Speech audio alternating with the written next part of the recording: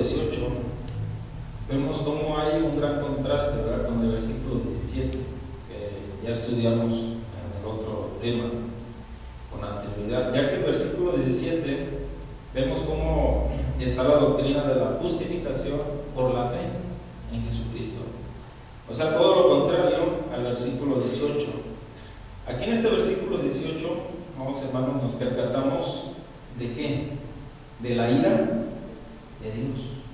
¿Sí? La ira de Dios, que es para todos aquellos que no creen en Él.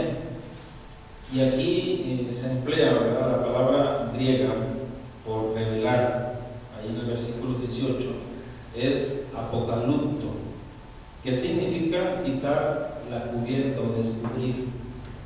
Aquí en este caso, bueno, queda al descubierto ¿qué? La ira de Dios, pero sigue diciendo el texto, contra toda impiedad.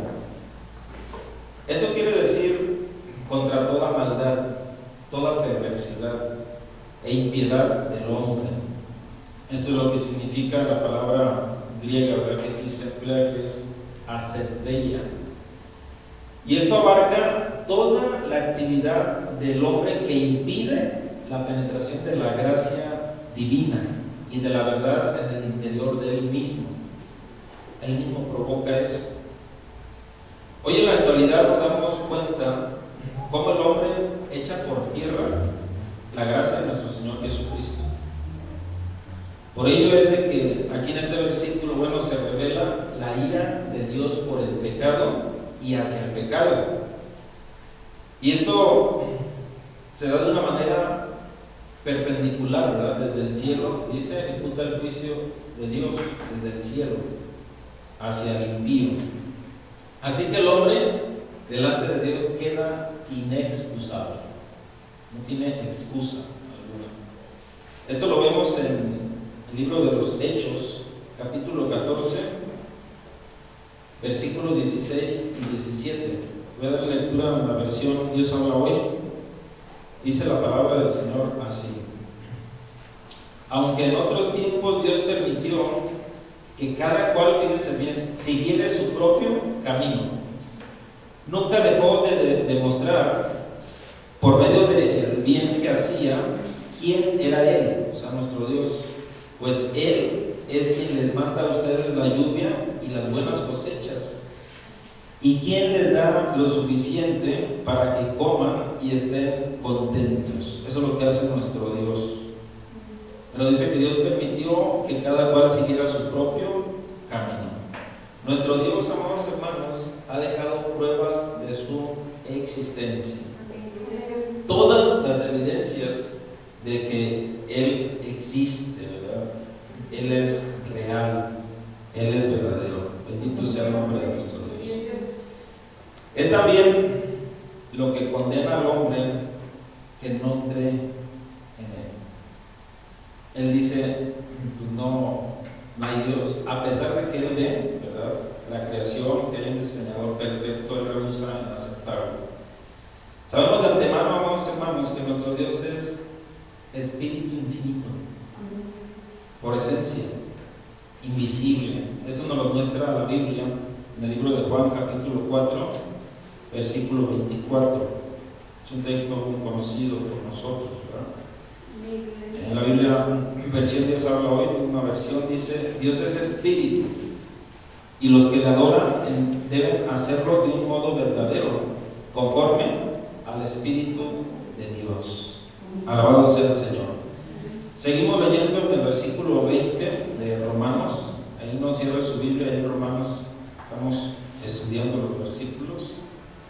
Sigue diciendo la palabra del Señor: pero su eterno poder y deidad, pero su eterno poder y deidad, aunque no son visibles, su poder, ¿verdad?, se reflejan en las cosas creadas. Fíjense qué hermoso, ¿verdad?, esto. Así, de esa forma se hacen visibles para la mente humana, ¿verdad?, tan limitada, tan finita, con su creación. Dios se manifiesta a ellos, o sea, a los hombres, a través del universo, o sea, de la creación del mundo. Dios de esa manera precisamente actúa en lo secreto, pero manifiesta al público lo que ha creado, lo que Él ha hecho con sus manos. Bendito sea el nombre de nuestro Dios. Es muy triste ver al hombre que no quiere nada de las cosas de Dios. Nada absolutamente. Pues ni la creación, ni la primera venida del Señor Jesucristo le hace al hombre cambiar de parecer. No creen en Dios, simple y llanamente. El versículo 21 sigue diciendo, pues habiendo que conocido a Dios. Aquí no se refiere, amados hermanos, de que hayan sido salvos, ¿no? Y conocido a Dios, ¿verdad? Como nosotros lo conocemos a Él, como lo entendemos a Él. No. Esta palabra conocido a Dios, la palabra conocido que aquí se emplea es la palabra griega ginosko con K, que significa, fíjense bien, significa saber o cerciorarse. Eso es lo que significa. ¿Qué supo el hombre entonces? Supo que a través de la creación hay un Dios reconocido a través de la creación. Pero la naturaleza caída, ¿verdad?, que siempre le ha impedido al hombre reconocer al Dios creador de todas las cosas. Bien lo subraya la palabra del Señor en Efesios capítulo 1, versículo 18. Voy a dar lectura en la versión Palabra de Dios para Todos. Dice la palabra del Señor así. Efesios 1, 18. Pido que Dios les abra la mente para que vean y sepan lo que Él tiene preparado para la gente que ha llamado. Entonces podrán participar de las ricas y abundantes bendiciones que Él ha prometido a su pueblo santo, termina diciendo. Entonces, amados hermanos, la humanidad está cegada, pero cabe mencionar también que sabemos que un reloj no puede existir sin un relojero, ¿sí o no? Es imposible eso. Un reloj, bueno, pues lo debió haber hecho ¿quién? Un relojero. Así también sin Dios no podría haber existido las innumerables maravillas del universo, tanto del macrocosmos como el microcosmos, ¿sí? También nos asombra lo que podemos ver con el telescopio, pero también con el microscopio. Es impresionante el ver videos, ¿verdad?, en internet, por ejemplo, de la creación. Es impresionante. No pudo haberse hecho así nada más de la casualidad, ¿verdad? No. También nos asombra, ¿verdad?, el poder de Dios. Dios es el Todopoderoso. Es un atributo natural de parte de nuestro Dios que alabamos. Aleluya. Por lo tanto, bueno, la teoría del Big Bang, ¿verdad?, que ya conocemos muchos de nosotros, pues es algo absurdo, puesto que cómo va a surgir todo lo de la creación de una explosión, ¿verdad? Eso es ilógico. Y todo en orden perfecto es algo absurdo eso pensar. ¿Cuándo se ha visto, verdad, que de una gran explosión en algún lugar, sea lo que sea, una bomba, lo que sea, surja algo tan hermoso que podemos contemplar? Eso no, como lo es la creación misma. Tuvo por lo tanto pues un diseñador perfecto. Ese es nuestro Dios, perfecto también. Bendito sea el nombre de nuestro Dios. Sigue diciendo el texto: no le glorificaron como a Dios, ni le dieron ¿qué? Gracias, sino que se envanecieron en sus razonamientos. Aquí la palabra griega que se emplea por envanecieron es mataio, que significa, fíjense bien lo que significa esta palabra envanecerse aquí, hacerse tonto.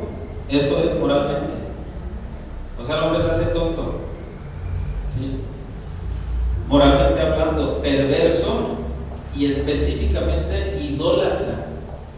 Eso es lo que significa, se envanecieron.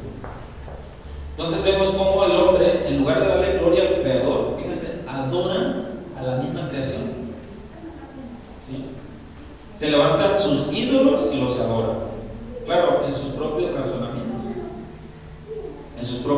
argumentos, pensamientos, ¿verdad? Pero ¿hasta dónde alcanza a comprender la grandeza de nuestro Dios el mismo hombre? ¿Hasta dónde?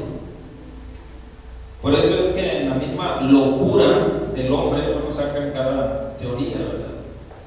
Que muchas veces impide al mundo, a la humanidad, a la propia humanidad, creer en Dios por su misma razonamiento que tiene hacia las cosas. Como por ejemplo la evolución, ¿verdad? Que venimos del mono. Hasta allí, bueno, da la gran sabiduría humana. Venimos del mono. O sea, no se atreven a decir, poder contemplar toda la creación, decir hay un Dios creador del cielo y de la tierra, y hay un Dios creador del universo, hay un Dios creador de todas las cosas cuando subsisten y fueron creadas por Él y para Él, pero también el hombre es creación de Dios. Eso es lo que ellos no alcanzan a comprender. Como lo he dicho antes, ¿verdad? ¿Por qué si el hombre dice que venimos del mono, bueno, ¿por qué no utilizan la misma sangre del mono para hacer una transfusión, ¿verdad?, al propio hombre? Si es que de ahí viene el propio hombre, bueno, ¿por qué no donan los órganos, ¿verdad?, de un mono, de un chango? ¿Por qué no se hace eso? Es algo absurdo, ¿verdad?, poder pensar eso. Pero en la locura del hombre afirma tantas cosas, negando sobre todo la existencia de un creador, pero también a su vez se hacen inútiles. Así lo muestra la palabra. Lo peor de todo, vamos hermanos, es que estando en esa condición se sienten ser sabios, se sienten ser entendidos. Ese es el problema de la humanidad. Estando en puras ideologías vanas, ¿verdad?, de ellos mismos, porque ellos mismos las crean. En el versículo 23, Pablo describe sus prácticas idolátricas.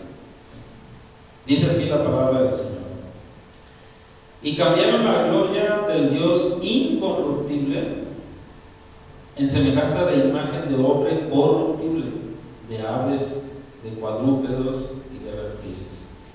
Aquí es importante, amados hermanos, subrayar que cuando el hombre pone su corazón en las obras de sus manos que él hace, se vuelve un idólatra. Así de simple, ¿verdad?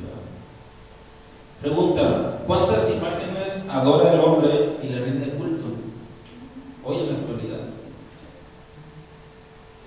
Por lo menos cientos de miles, ¿verdad? Y quizás millones de imágenes en todo el mundo. El hombre se hinca ante esas imágenes y le adora. Así, de esa forma dan a conocer su idolatría. Por lo tanto, el hombre por sí solo decide no darle la gloria y la honra a aquel que se la merece, a nuestro Dios. Ahora bien, los versículos del 24 al 32 es a lo que le llamamos la triple entrega judicial de Dios. Así se le conoce.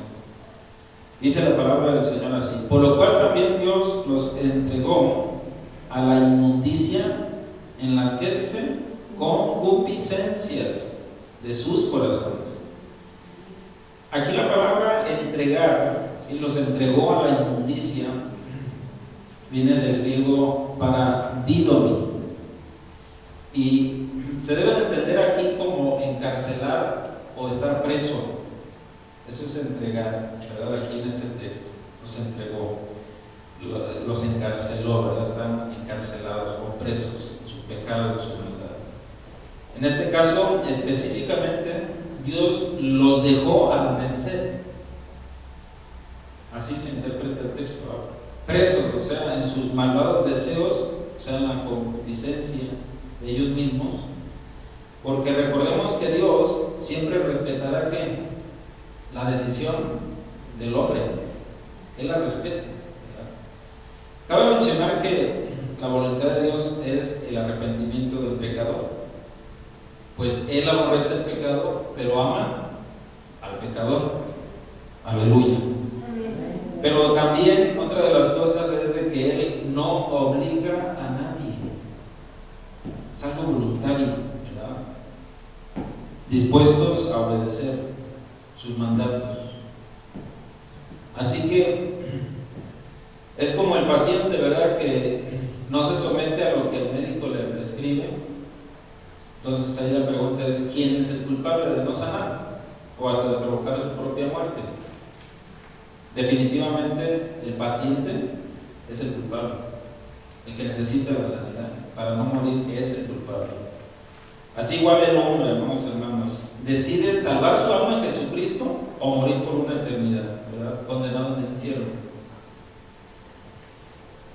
Dios no manda al infierno a nadie, ¿verdad? De una manera arbitraria.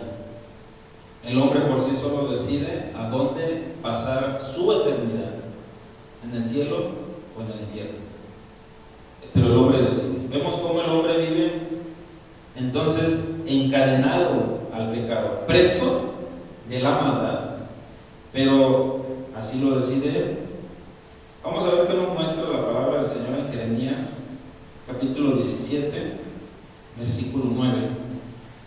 Dice así la palabra del Señor, leo para ustedes: engañoso es el corazón más que todas las cosas. ¿Y qué dice? Perverso. Y pregunta: ¿quién lo conocerá? Aquí la palabra corazón, bueno, se aplica en el sentido figurado, ¿verdad? Nada tiene que ver con el órgano lleno de sangre y de arterias, ¿no? Es un sentido figurado. La palabra corazón del hebreo es lev. Lev significa sentimientos, voluntad e intelecto. Es el corazón del hombre, ¿sí? Entonces vemos cómo el hombre por naturaleza es perverso y mentiroso. Esa es la tendencia humana, de ser perversos y mentirosos. Por lo tanto, tiende a ¿qué? A pecar, a fallarle a Dios. Bien lo señala la Biblia en el libro de Juan, Evangelio según San Juan, capítulo 4, capítulo 8, versículo 34. ¿Sí? En el Evangelio según San Juan, capítulo 8, versículo 34. Voy a dar lectura. Dice así la palabra del Señor. Jesús le respondió: de cierto os digo, que todo aquel que hace el pecado, ¿qué es del pecado? Esclavo. Esclavo es del pecado. Y aquí, hermanos, la palabra esclavo viene del griego doulos, ¿sí?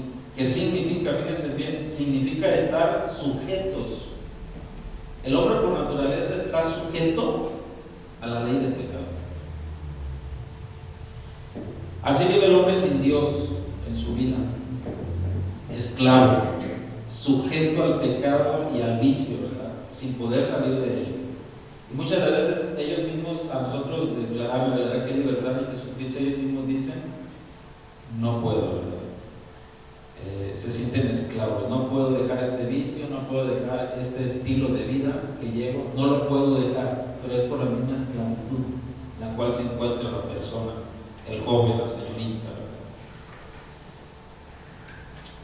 Ahí nos percatamos, amados hermanos, que el pecado se convierte en algo habitual, o sea, en una práctica diaria, donde solamente Jesucristo puede dar libertad verdaderamente de esa esclavitud. Bendito sea su nombre. Ahora bien, aquel que es esclavo del pecado, todo aquel que es esclavo del pecado, ¿su amo quién es? Es Satanás. Pero en esa opción fundamental para toda la vida, debemos decidir a quién servir. Y eso nos corresponde a cada uno de nosotros. No podemos servir a dos señores, a dos amos, porque entonces ¿qué? Quedamos bien con uno y quedamos mal con el otro.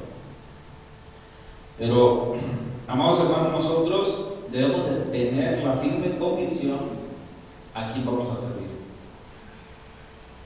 Con toda nuestra vida, ¿verdad? Y con toda nuestra mente. Y esto es a nuestro Señor y Salvador Jesucristo. Y eso es para toda la vida. No es por temporadas, No, es para toda la vida, un servicio integral, ¿verdad? En nuestra vida para Él. Bendito sea el nombre de nuestro Dios por siempre. Sigamos adelante con el tema. Dice el texto, el versículo 24, por lo cual también Dios los entregó ¿a qué? A la inmundicia, en las concupiscencias de sus corazones, de modo que deshonraron entre sí sus propios cuerpos, ya que cambiaron la verdad de Dios por la mentira, honrando y dando culto a las criaturas antes que al Creador, el cual es bendito por los siglos. Amén. Por eso Dios los entregó a pasiones vergonzosas, pues aún sus mujeres cambiaron el uso natural por el que es contra naturaleza. Y de igual modo también los hombres, dejando el uso natural de la mujer, se encendieron en sus lascivias, unos con otros, cometiendo hechos vergonzosos, hombres con hombres, y recibiendo en sí mismo la retribución debida a su extravío. Hoy en la actualidad, hermanos, podemos percatarnos de todas estas cosas. Dos hombres o dos mujeres casándose o uniéndose y viviendo juntos en la misma casa. O en los jardines, ¿verdad?, abrazados, dándose de besos. Y la sociedad lo ve como algo normal. Yo en ocasiones que me ha tocado pasar por Bellas Artes ahí, pues allí hay ese tipo de personas. Dos hombres dándose besos o dos mujeres dándose besos. Esto lo hacen públicamente. Y la sociedad dice, pues no pasa nada, ¿verdad? Primero, hace unas décadas atrás, ¿verdad?, se asustaban las personas de escuchar esto. No se hace 30, 40 años o 50 años, no se hace décadas atrás. Pero ya ahorita, hermanos, se ve como algo normal en la sociedad. Ya de tanto que se ve, ya se convierte como